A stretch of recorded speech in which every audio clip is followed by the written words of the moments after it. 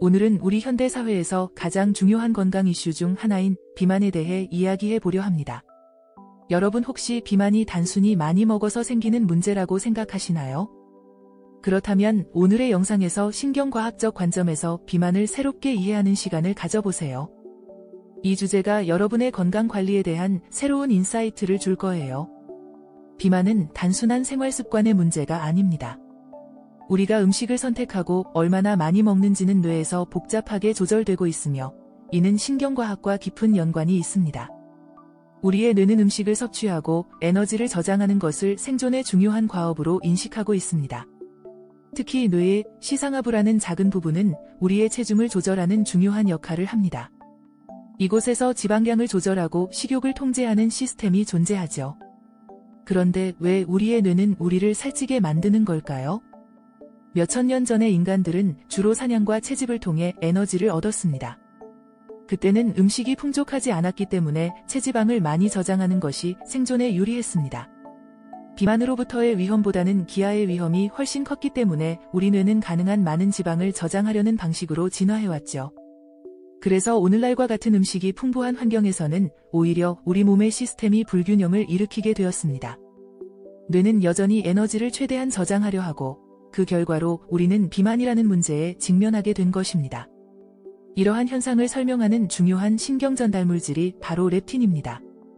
렙틴은 지방세포에서 분비되며 우리 뇌에 현재 얼마나 많은 에너지가 저장되어 있는지를 알려주는 역할을 합니다. 그러나 문제는 비만 상태에서는 렙틴이 충분히 분비되더라도 뇌가 이를 제대로 인식하지 못하는 렙틴 저항성이 생긴다는 것입니다. 즉, 뇌는 여전히 에너지가 부족하다고 착각하여 계속해서 음식을 더 먹으라고 신호를 보내게 되죠. 이로 인해 식욕이 억제되지 않고 체중이 계속해서 증가하게 됩니다. 렙틴 저항성은 비만의 중요한 원인 중 하나로 우리 몸이 체지방을 충분히 가지고 있음에도 불구하고 뇌가 이를 인식하지 못하는 상태를 말합니다. 이 때문에 우리 몸은 에너지가 부족하다고 느끼며 계속해서 음식을 섭취하라고 명령합니다.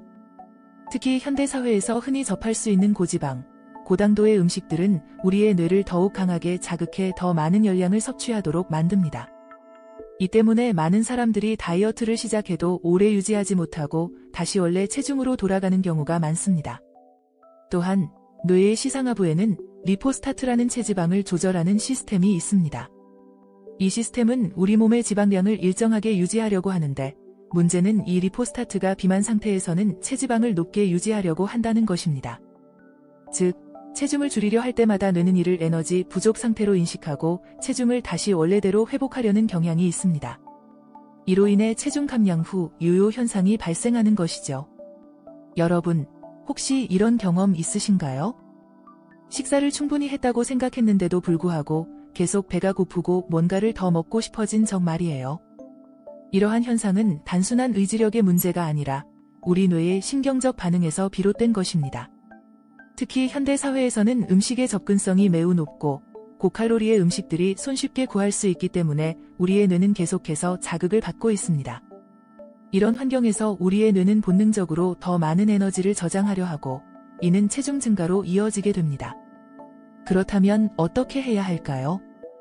우리가 이러한 뇌의 메커니즘을 이해하고 식습관을 조금씩 개선해 나가는 것이 중요합니다. 우리 뇌는 새롭게 학습하고 변화할 수 있는 능력이 있습니다. 식사를 할 때 단순히 맛있는 것을 찾기보다는 우리의 몸과 뇌에 긍정적인 영향을 미치는 음식을 선택하는 것이 중요합니다. 예를 들어 고섬유질 식품이나 단백질이 풍부한 음식을 섭취하면 뇌가 포만감을 더 잘 인식하게 되어 과식을 방지할 수 있습니다. 또한 비만의 원인을 신경과학적으로 이해하는 것이 매우 중요합니다. 우리가 일상적으로 경험하는 식욕과 포만감은 모두 뇌의 특정 신경망에 의해 조절됩니다. 시상하부뿐만 아니라 뇌의 여러 영역이 이 과정에 관여하며 특히 도파민 시스템은 음식의 보상과 동기부여에 중요한 역할을 합니다. 우리가 고칼로리 음식에 끌리는 이유는 이러한 음식이 도파민을 강하게 자극하여 뇌의 보상 회로를 활성화시키기 때문입니다. 이로 인해 우리는 고지방, 고당도의 음식을 계속해서 찾게 되고 이는 체중 증가로 이어집니다. 신경과학적으로 보면 우리의 뇌는 에너지 밀도가 높은 음식을 섭취할 때 더 큰 보상을 느끼도록 진화해왔습니다. 이는 생존을 위해 필요한 에너지를 최대한 확보하려는 본능적 반응입니다. 그러나 현대의 환경에서는 이러한 보상 시스템이 과도하게 활성화되면서 비만으로 이어지게 됩니다. 특히 식품 산업에서 만들어낸 고도로 가공된 음식들은 우리의 뇌가 자연 상태에서 경험하지 못했던 강한 자극을 주며 이로 인해 뇌는 더 많은 열량을 섭취하라고 신호를 보냅니다. 또한 비만과 관련된 또 다른 중요한 요소는 바로 인지적 통제입니다. 우리의 전두엽은 의사결정과 자기 통제를 담당하는데 스트레스나 피로 등으로 인해 전두엽의 기능이 저하되면 우리는 충동적으로 음식을 섭취하게 됩니다. 이는 단순히 의지력의 문제가 아니라 뇌의 구조적이고 기능적인 변화에 의해 영향을 받는 것입니다. 따라서 비만 문제를 해결하기 위해서는 단순한 다이어트 이상의 접근이 필요합니다. 우리의 뇌가 어떻게 작동하는지를 이해하고 그에 맞는 전략을 세우는 것이 중요합니다. 오늘 영상의 내용을 통해 여러분이 비만에 대해 새로운 시각을 가지게 되셨길 바랍니다. 비만은 단순히 생활 습관의 문제가 아니라 우리의 뇌와 신경 시스템이 복합적으로 작용하는 결과입니다. 이를 이해함으로써 우리는 보다 효과적으로 체중을 관리하고 건강한 삶을 살아갈 수 있습니다. 중요한 것은 완벽해지려는 것이 아니라 작은 변화부터 시작하여 점차 건강한 생활을 만들어가는 것입니다. 혹시 이번 영상에서 다룬 내용에 대해 더 궁금한 점이 있으시다면 댓글로 남겨주세요.